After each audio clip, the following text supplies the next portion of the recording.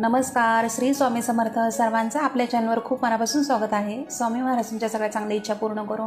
स्वामींच्या कृपेने तुमचा आजचा दिवस शुभ जावो ही स्वामीचरणी प्रार्थना करते मी आणि आपल्या आजच्या व्हिडिओला सुरुवात करते. तर यंदा 29 जुलै 2026ला बुधवारी गुरुपौर्णिमा आलेली आहे. आता या गुरुपौर्णिमेचं औचित्य साधून आपण दरवर्षी महाराजांची आपल्याकडून जेवढी जमेल तेवढी सेवा करत असतो. तर आता गुरुपौर्णिमा म्हटलं तर आपल्या सगळ्या स्वामी भक्तांचा, दत्तभक्तांचा आनंदाचा, आवडीचा दिवस. तर गुरुपौर्णिमा हा दिवस फक्त आपली जी काही कृतज्ञता असते तर ते व्यक्त करण्यासाठी आपला हा दिवस असतो, आपल्या गुरूंचा दिवस असतो. तर आता गुरुपौर्णिमा आपण कशी साजरी करायची आहे, परत स्वामींनाच का आपण गुरु करावा आणि गुरुपद आपण कसं घ्यायचं आहे आणि गुरु आपल्या आयुष्यामध्ये का असणं महत्त्वाचं असतं, तर या संदर्भातच आज संपूर्ण माहिती आपण पाहणार आहोत. तर कृपया तुम्ही सगळ्यांनी व्हिडिओ संपूर्ण पहा, कोणीही मध्ये स्किप करू नका व्हिडिओ. आणि तुम्ही नवीन असाल, पहिल्यांदा आपले व्हिडिओ पाहत असेल तर आपल्या चॅनलला सबस्क्राईब नक्की करा, जेणेकरून आपले दररोजचे जे नवीन व्हिडिओ येतील ते सर्वात आधी तुमच्यापर्यंत पोहोचतील. तर आता सर्वात प्रथम बघा, आपण ज्यावेळेस जन्माला येतो त्यावेळेस पहिले गुरु आपल्या आयुष्यामध्ये असतात तर ते असतात आपले आई वडील, आणि त्याच्यानंतर असतात ते गुरु दुसरे, ते म्हणजे शिक्षक. तर असेच आहे ना, प्रत्येक क्षेत्रामध्ये वेगवेगळे गुरु असतात. आणि बघा, आपल्यासुद्धा आयुष्यामध्ये पदोपदी चांगलं मार्गदर्शन करणारे गुरु आपल्याला लाभतात. आणि आपल्यासुद्धा आयुष्यामध्ये जर गुरुच नसेल तर आपल्या या जीवनाला योग्य आकार हा मिळत नाही. आणि आपलं भाग्य खूप चांगलं आहे की आपण ब्रह्मांड नायक श्री स्वामी समर्थ महाराज त्यांना आपण गुरु बनवला आहे, ते आपले गुरु आहेत. तर आपण जेव्हा श्री स्वामी समर्थ महाराजांना आपण गुरु मानलेला आहे तर सगळं काही आपले करताना करवितात तेच आहेत. तर स्वामी महाराज प्रत्येकाच्या आयुष्यामध्ये आहेतच आणि त्यांनी सगळ्यांचं जीवन हे बदलून टाकलेलं आहे. कारण स्वामी सेवा जो करतो आणि महाराजांना ज्यांनी गुरु मानला आहे आणि ज्यांना रोज सेवा करणं शक्य होत नाही आणि तरी त्यांच्या मुखामध्ये जर अखंड श्री स्वामी समर्थ नामजप असेल तर त्यांना स्वामी महाराज अखंड जपतात. आयुष्यामध्ये प्रत्येक गोष्टीतून आपल्याला मार्ग काढण्यासाठी आपल्याला गुरूंची गरज असते, त्यासाठी आपल्याला गुरु हा करावाच लागतो. गुरुचरित्र ग्रंथ बघा, याच्यामध्ये सुद्धा दिलेला आहे. आता जे पारायण करतात गुरुचरित्राचं त्यांना माहीत आहे. तर गुरुचरित्र ग्रंथामध्ये 2वा अध्याय आहे, याच्यामध्ये सुद्धा वर्णन केलेलं आहे. गुरु हे साक्षात ब्रह्मा विष्णू महेश यांचा अवतार आहे. तर बघा, कधी कधी असं होतं आपल्या जीवनामध्ये आपल्याकडनं काही अशा छोट्या मोठ्या चुका होतात. आता आपण मनुष्य आहोत, आपल्याकडनं चुका या होतातच, पण ज्यावेळेस आपल्याकडनं चुका होतात त्यावेळेस आपल्याला देव शिक्षा देतो, त्यावेळेस आपल्याला गुरु हे तारत असतात. त्यामुळं आपल्या आयुष्यामध्ये गुरूंचं असणं खूप महत्त्वाचं असतं. बघा, गुरूंची जर अवकृपा आपल्यावर झाली तर देवसुद्धा काहीच करू शकत नाही. असं म्हणतात की ज्यावेळेस देव कोपतो त्यावेळेस आपल्याला गुरुच हे तारत असतात. थोडक्यात काय, तर आपल्या आयुष्यामध्ये, आपल्या प्रपंच आयुष्यामध्ये सगळं काही विसरून आपल्याला गुरूंच्या सानिध्यामध्ये आपल्याला जगायला शिकवतं. आपण जोपर्यंत आपण आपल्या आयुष्यामध्ये गुरु करत नाही तोपर्यंत बघा आपल्या आयुष्याचा प्रवाससुद्धा सुरू होत नाही. आता गुरु म्हणजे काय, तर बघा, तर आपला सगळा भूतकाळ परत भविष्यकाळाची चिंता न करता आपल्या वर्तमान काळामध्ये जगायला शिकवतं. आपल्या आयुष्यामध्ये येणाऱ्या सगळ्या अडीअडचणी असतात त्यांचा सामना करण्यासाठी गुरु आपल्याला बळ देत असतो. म्हणून आपल्याला आयुष्यामध्ये गुरु हा करावा लागतो. आणि गुरूंविषयी आपण जेवढं बोलू तेवढं कमी आहे.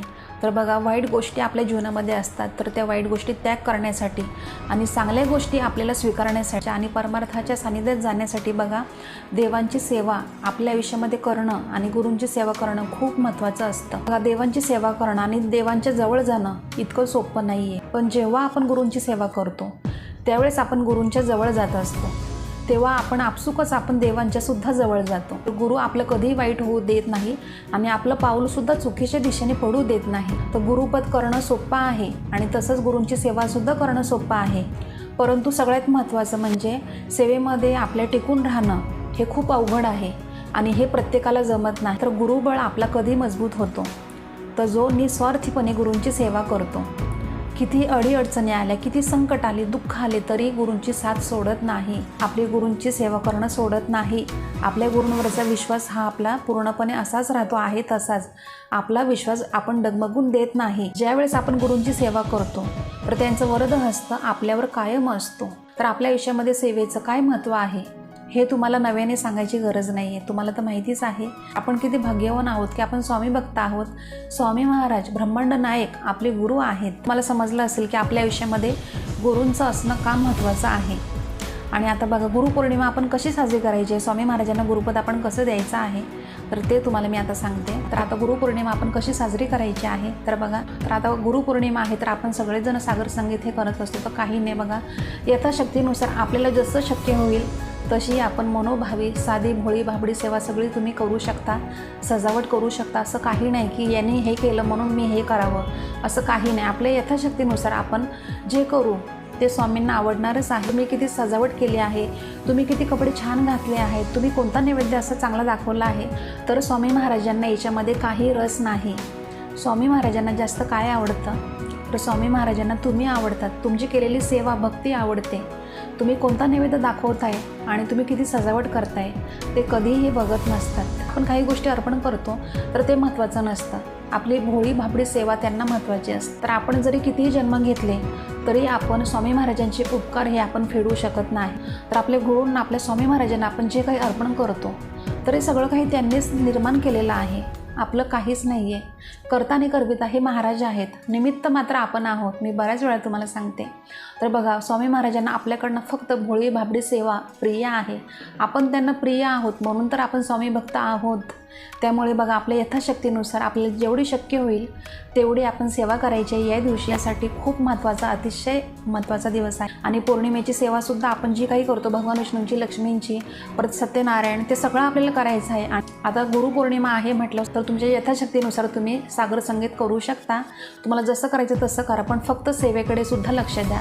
सेवेकडे दुर्लक्ष करू नका, कारण आपण सजावट करत बसू आणि सेवा मात्र आपली राहून जाईल, असं नको व्हायला. कारण सेवा आपल्याला संपूर्ण करायची आहे. बघा, ज्यांनी 21 दिवस पारायण केलं होतं, 11 दिवस पारायण केलं होतं स्वामी चरित्र सारामृत ग्रंथाचं, तर आता त्याचंसुद्धा उद्यापन येणार आहे, सांगता येणार आहे गुरुपौर्णिमेच्या दिवशी. ज्यांची पारायण होणार आहेत नाही तर त्यांनी आता उद्यापन कसं करायचं, तर बघा, काही नाही, अतिशय साधं सोपं आहे. आपण जे काही नैवेद्य आपण दाखवणार आहोत स्वामी महाराजांना, तर तोच नैवेद्य आपण ते पोथीला सुद्धा दाखवायचं आहे. स्वामी चरित्र सारामृत गुरुपौर्णिमेच्या दिवशी सुद्धा बघा 11 माळी जप तुम्ही करायचा आहे, तारक मंत्रसुद्धा पठण करायचं आहे, लक्षात घ्या.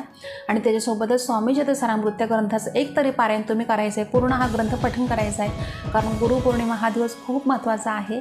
त्यामुळे बघा, आपल्या स्वामींची, दत्त महाराजांची सगळी सेवा आपल्याला करायची आहे जास्तीत जास्त. कारण दिवसभर आपल्याला वेळ आहे, दिवसभर पौर्णिमा आहे, पूर्ण दिवस हा आपलाच आहे. आता सर्वात महत्त्वाचं बघा, गुरुपौर्णिमेच्या दिवशी तुम्हाला सकाळी लवकर उठायचं आहे. ब्रह्ममुहूर्तावरच उठा मी तर म्हणते. आणि ब्रह्ममुहूर्तावर तुम्ही उठून मग सकाळी आंघोळ वगैरे करून पूर्ण सुशृंखलित होऊन तुम्हाला काय करायचं आहे, तर स्वामी महाराजांच्या मूर्तीवर अभिषेक करायचा आहे. स्वामी महाराजांची मूर्ती नसेल तर फोटो जरी असला तरी तो स्वच्छ तुम्ही पुसायचा आहे, अष्टगंध वगैरे लावायचा आहे, हिनात तर लावायचा आहे, त्यांना हार फूल काय तुमच्याकडे असेल ते सगळं काही अर्पण करायचं आहे.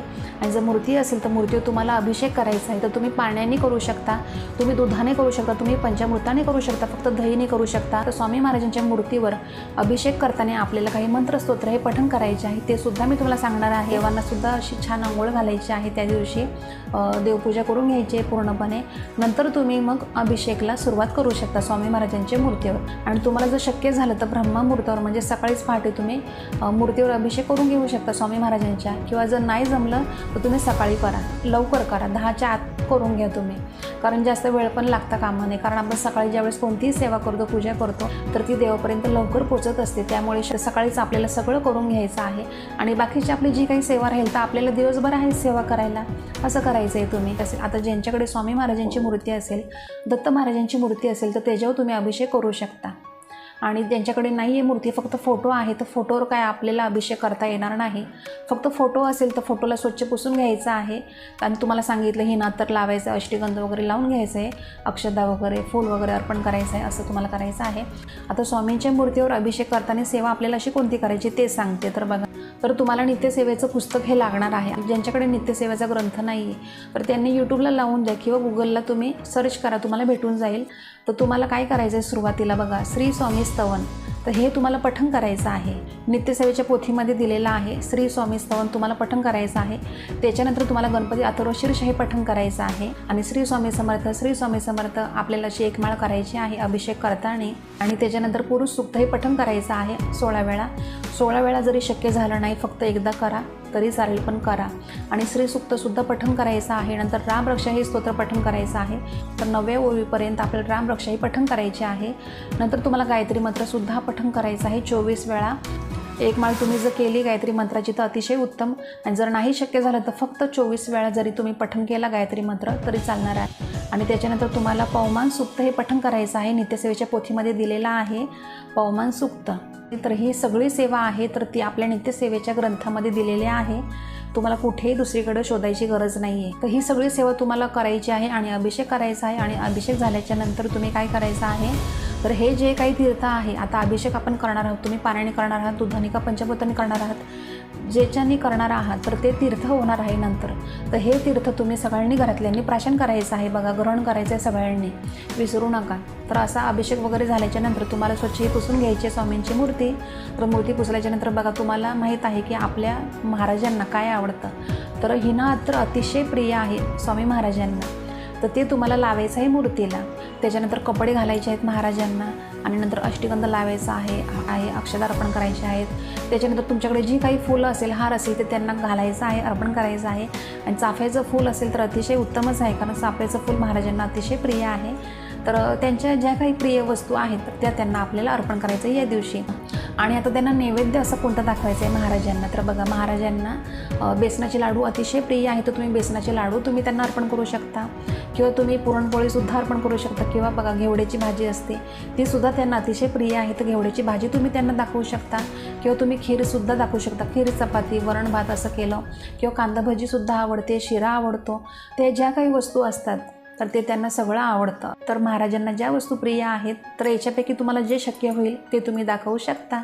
आणि नंतर तुम्हाला आरतीसुद्धा करायची आहे. तर आपली दिंडोरी प्रणीत आरती जी आहे तर ती तुम्ही घेतली तरी चालेल. तर तुम्हाला जी आवडते ती तुम्ही घेऊ शकता आरती. तर असं तुम्हाला करायचं आहे. आणि आपल्या ज्या काही सेवा असतात, स्वामी महाराजांची सुद्धा सेवा करायची आहे बघा, लक्षात घ्या. स्वामी चरित्रसारमृत ग्रंथाचं तुम्हाला सांगितलं, पूर्ण एक पारायण करायचं आहे. आणि 11 माळी जप, श्री स्वामी समर्थ, श्री स्वामी समर्थ, श्री स्वामी, ते षडाक्षरी मंत्राची तुम्हाला माळ जपायची आहे. त्याच्यानंतर बघा, आपल्याला तारक मंत्रसुद्धा पठण करायचं आहे. तर तुमच्या यथाशक्तीनुसार तुम्ही पठण करू शकता किंवा सांगितले आहे तर ते तुम्ही ती सेवा दिवसभरात कधीही करू शकता. फक्त अभिषेक आहे स्वामींच्या मूर्तीवर, तो तुम्ही शक्यतो सकाळी किंवा पहाटे करून घ्या. तर आता तुम्हाला समजलं असेल. आणि बघा, ज्यांच्याकडे नित्यसेवेचा ग्रंथ नाही आहे किंवा ज्यांना शक्य नाही सगळी सेवा करणं, तर फक्त तुम्हाला सांगते, यूट्यूबला लावून द्या, गुगलला लावून द्या आणि श्रवण करा. असं केलं तरी चालेल. आणि सर्वात महत्त्वाचं, सुताक विटाळ मासिक धर्म जर असेल तर ही सगळी सेवा तुम्हाला करता येणार नाही. फक्त तुम्ही महाराजांचं नामस्मरण करू शकता.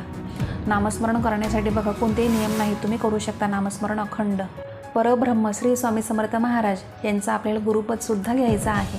तर आता आपल्याला गुरुपद हे कसं घ्यायचं आहे, तर गुरुपद घेताना बघा, तुम्हाला एक नारळ लागणार आहे, गुलाबाचं फूल लागणार आहे आणि थोडीशी खडीसाखर लागणार आहे. ते घ्यायची आहे तुम्हाला. आणि महाराजांना तुम्हाला सांगायचं आहे, हे परब्रह्म श्री स्वामी समर्थ महाराज, आपण माझे गुरु, परमगुरु, सद्गुरू आहात. आणि आपण माझा योग्य सांभाळ करावा आणि मला योग्य मार्गदर्शन करावे आणि माझं गुरुपद हे तुम्ही स्वीकारावे, असं आपल्याला त्यांना बोलायचं आहे. आणि जे नारळ आहे, गुलाब आहे, खडीसाखर आहे, तर ते त्यांच्या चरणी अर्पण करायचं आहे, असं तुम्हाला करायचं आहे. आणि एक मंत्र तुम्हाला असा बोलायचा आहे, तो मंत्र तुम्हाला दिसत असणार आहे आता स्क्रीनवरती. तर हा असा तुम्हाला बोलायचा आहे. तर आता तुम्हाला समजलं असेल, तर असं तुम्हाला गुरुपद हे घ्यायचं आहे. आणि नंतर तो आपल्याला नारळ काय करायचं बघा, थोडा वेळ तिथं राहून द्यायचा आहे. नंतर ज्यावेळेस तुम्ही स्वामी महाराजांच्या केंद्रामध्ये, मठामध्ये जाल ना, दत्त महाराजांच्या मंदिरामध्ये जाल, त्यावेळेस तुम्हाला हा जो नारळ आहे, गुलाब आहे, तर ते हे तुम्हाला घेऊन जायचं आहे आणि त्यांच्या चरणी अर्पण करायचं आहे. त्यांना बोलायचं की आजपासून तुम्हीच माझे मातापिता आहात, सगळं काही तुम्हीच आहेत आणि माझं तुम्ही आजपासून सांभाळ करा, मला योग्य ते मार्गदर्शन तुम्ही करा, असं आपल्याला त्यांना सांगायचं आहे. आणि तुम्हाला असं बोलायचं आहे की पुढची गुरुपौर्णिमा येतपर्यंत माझ्याकडनं तुम्ही जास्तीत जास्त तुमची सेवा करून घ्या.